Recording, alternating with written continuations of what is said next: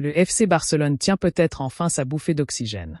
Alors que le club catalan lutte contre des difficultés financières récurrentes, une nouvelle inattendue tombe comme un cadeau du ciel. 40 millions d'euros pourraient entrer dans les caisses d'ici fin juin, grâce à un revirement autour du fonds Libero Football Finance. Un tournant décisif pour le mercato? Une simple rustine? Ou un nouveau coup de bluff dans les coulisses du football moderne? Mais ce n'est pas tout. Dans le même temps, Marcus Rashford, l'un des noms les plus excitants annoncés au Barça cet été, semble s'éloigner inexorablement. D'abord courtisé, ensuite proposé au Real Madrid, l'attaquant anglais voit son avenir européen se brouiller. Pourquoi ce revirement soudain? Que s'est-il réellement passé?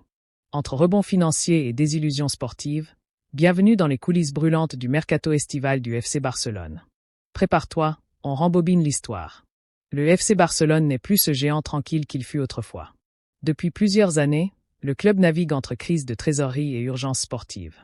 Malgré la réduction de la masse salariale et l'utilisation de plusieurs leviers économiques, les finances restent fragiles. Joan Laporta a dû vendre des droits TV, une partie de Barça Studio, et même anticiper des revenus futurs pour survivre. Mais parmi ces deals, l'un est particulièrement flou, l'accord avec Libero Football Finance.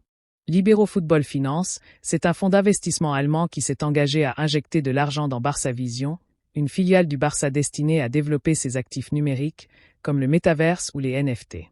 En 2023, Libero s'était engagé à verser 60 millions d'euros en échange d'une part de 29,5% de Barça Vision. Mais problème, après un premier versement de 20 millions, le fonds ne paie plus. Résultat, 40 millions manquent à l'appel. Officiellement, ces fonds sont considérés comme perdus.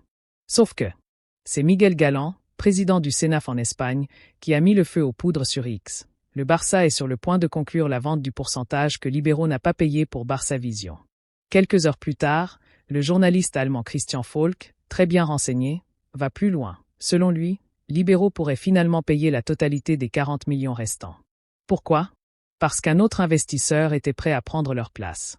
Pris de vitesse, Libero préfère sauver la face et l'opération. Si cette somme arrive avant le 30 juin, elle sera intégrée dans l'exercice comptable en cours. Conséquence directe, le club retrouverait une marge de manœuvre essentielle pour le mercato.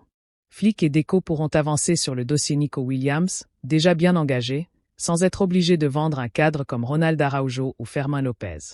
Une respiration bienvenue dans un marché de plus en plus féroce, où chaque euro compte. Et surtout, cela permettrait au Barça d'envoyer un message. Nous restons compétitifs, même en crise. Mais attention, rien n'est encore signé. La Liga exige des garanties. Tout doit être validé avant la fin du mois. Et avec le passé récent du Barça en matière de levée de fonds, la prudence reste de mise. Joan Laporta joue une partie très risquée. Entre financement à court terme, dette à long terme et nécessité de rester compétitif, le club catalan jongle sans filet. Et ce versement de 40 millions, aussi salvateur soit-il, n'est qu'un pansement. Dans ce climat d'incertitude, un autre nom a animé le mercato catalan ces dernières semaines, Marcus Rashford. Février 2016. Le théâtre des rêves s'enflamme. Un gamin de 18 ans fait trembler les filets à 2 reprises contre Arsenal. Ce jour-là, Marcus Rashford est né aux yeux du monde. Formé au club, enfant de Manchester, il incarne tout ce que les fans aiment, la vitesse, la fougue, l'instinct et le cœur. À son meilleur niveau, Rashford c'est une flèche sur le flanc gauche. Un joueur capable d'éliminer, de déclencher, de faire basculer un match sur une accélération. On ne parle pas seulement d'un joueur, on parle d'un symbole pour tout un club. C'est vrai, Marcus Rashford a été évoqué avec insistance du côté du Barça. En alternative à Luis Diaz, son nom revenait régulièrement dans les couloirs catalans. Mais entre les exigences salariales, le prix du transfert, environ 40 millions, et surtout l'arrivée de Nico Williams, le rêve blaugrana s'est éteint aussi vite qu'il a commencé. C'est cruel, mais logique. Le Barça cherche un profil jeune, explosif, en pleine progression. Rashford, lui, sort d'une saison en dents de scie. Et malgré tout son talent, le train est passé. Manchester United n'a pas dit son dernier mot. Pour alléger la masse salariale, le club anglais a proposé Rashford au Real Madrid. Oui, au Real. Mais là encore, porte close. Pourquoi? Parce que Madrid cherche un profil discret, collectif, capable de s'effacer quand il le faut. J'ose le style. Pas un soliste, pas un joueur star. Et Rashford, aussi talentueux soit-il, n'entre pas dans ce moule. Résultat, fin de non-recevoir, retour à l'envoyeur. Mais Marcus Rashford ne se résume pas à des statistiques. C'est un homme debout. Un joueur qui s'est battu pour les enfants défavorisés. Qui a fait plier le gouvernement britannique. Qui a utilisé sa notoriété pour changer des vies. C'est un exemple. Une source d'inspiration. Sur le terrain, oui, il traverse une période trouble. Mais n'oublions pas, en 2022 à 2023, il a planté 30 buts, porté son club et rappelé au monde ce qu'il peut faire quand il est en confiance. Rashford n'est pas fini. Il a juste besoin d'un nouvel élan.